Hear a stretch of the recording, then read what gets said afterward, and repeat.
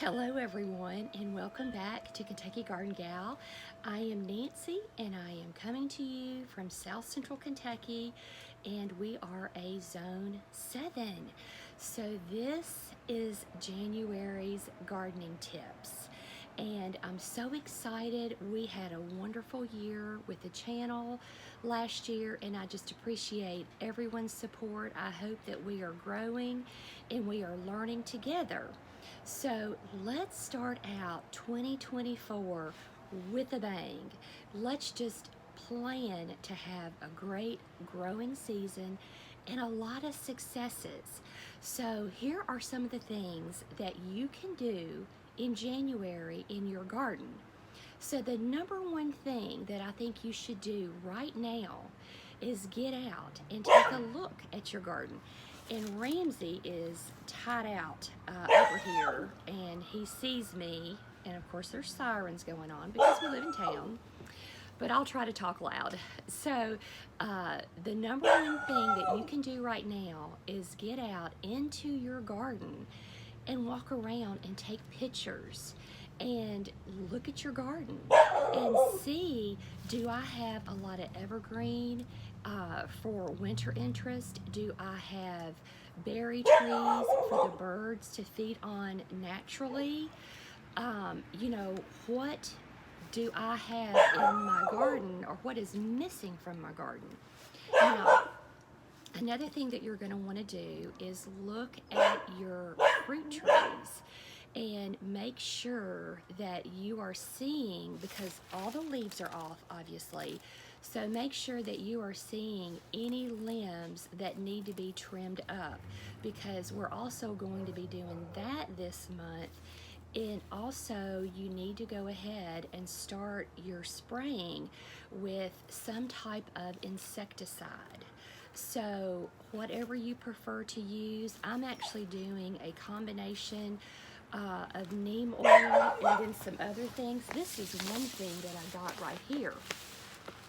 I ordered this from Amazon, and the reason that I got it is for this little fella right here. This is the grub, and this is what makes Japanese beetles. Now also, you can tell if you have grubs in your yard, if you have moles or voles that are coming into your yard and they're after these.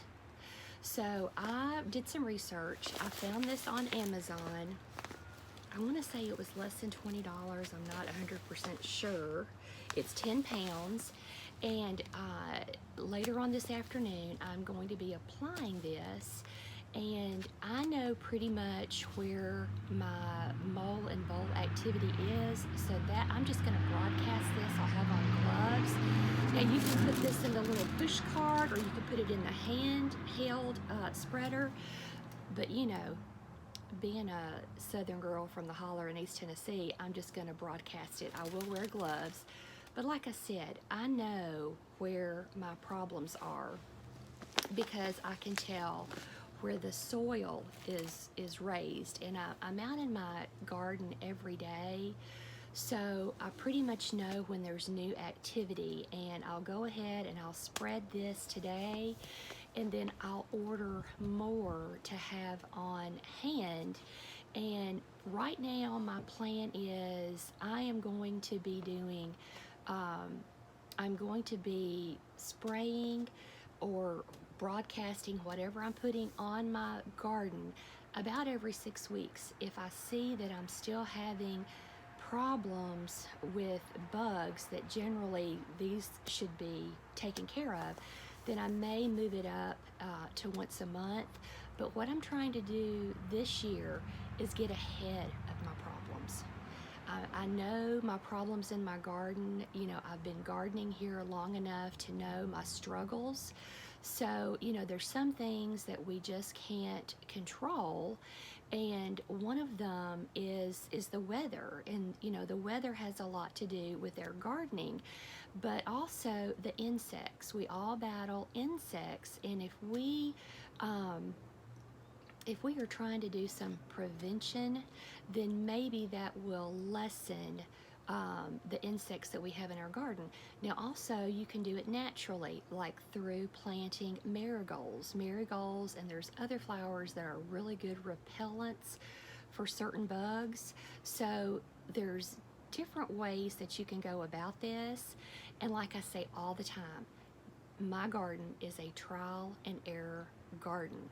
So this is my 2024 plan. At the end of 2024, we'll evaluate and see how things went, and if we need to continue or we need to change up or whatever we need to do. And another thing that I wanted to mention, I had last fall, I ordered quite a few roses. So one thing that I will be doing is spraying for mites, which carries the rosette disease.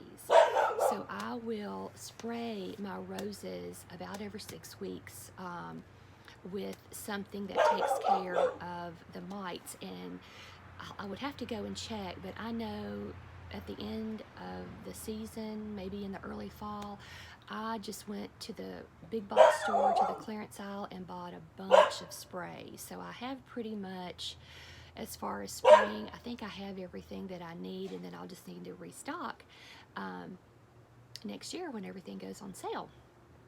So another thing that it is time for is winter sowing in your jugs. So if you want to get a head start on your winter sowing, go ahead and get those milk jugs out, cut them in half, put about 5 holes in the bottom, and I have never been able to label mine successfully that it stays on either, and I've tried inside, outside, every way. So now what I do is I just put a tag, a number on the container, and then I write down on a separate piece of paper what is in that container. But yeah, go ahead and get your winter sowing started. Take your top off and then just set it outside, preferably next to a south-facing building. That's going to be your best bet as far as success. But if you're a new beginner with seeds, this should really give you some success, because it generally is fairly successful with the winter jug method sowing for winter. All right, so another thing that you can still do in January is plant your bulbs. And as you can see right here, these are the alliums and alums. I think I pronounced that wrong. And it says on the tag $5.99. The regular price, I think, was $15.99. And when I went to check out, these were actually $4.50. So I went ahead and picked up 4 of these, and I am planning on putting these in my raised bed, and it tells you on the back how far down to plant it. But I really like to get a lot of bang for my buck, so I like to get a lot of bulbs for my money, and then I want to get a lot of use out of my space. Here I live on a city lot in the city, so my space is limited, but you can plant your spring bulbs wherever you want them and still come back and have summer flowers that grow on top of those. They can easily coexist together, no problem whatsoever. So my goal is to fill up, I have 8 raised beds, and my goal is to fill up all 8 of those, so that come springtime they are just bursting with color that I can cut and bring inside.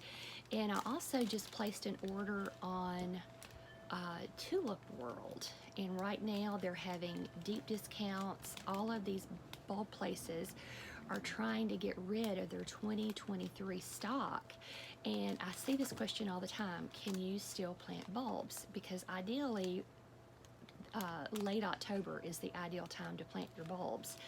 But yes, you absolutely can still plant bulbs as long as your soil isn't frozen. Now, if your soil is frozen, you can still plant in pots. So the Tulip World that I just mentioned, I ended up getting 73 bulbs for $72, and that included shipping and tax. So I was pretty happy about that. I'll wait for those to come and then plant some more bulbs. But yeah, we're gonna go and plant these in just a little while. And I was trying to think of what else we can do in January in our garden in Zone 7. This is also a good time if you haven't started to order your seeds. I'm already looking at seed companies that are sold out of certain things. So if you've missed it with the seed company, when you start seeing seeds in your big box store, make sure you get there so that you can get a good pick of what they have available. I know right now I'm looking for some geraniums and some dahlias, and I've checked several places and they're already sold and out of stock, but that's okay because I'll still look in the big box store and I still have plenty of time to plant those before 2024's growing season.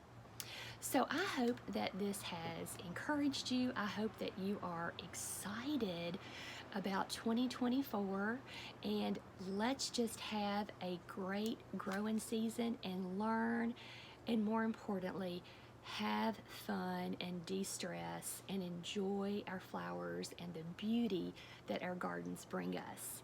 Thanks so much for watching, and we'll see you in the next video.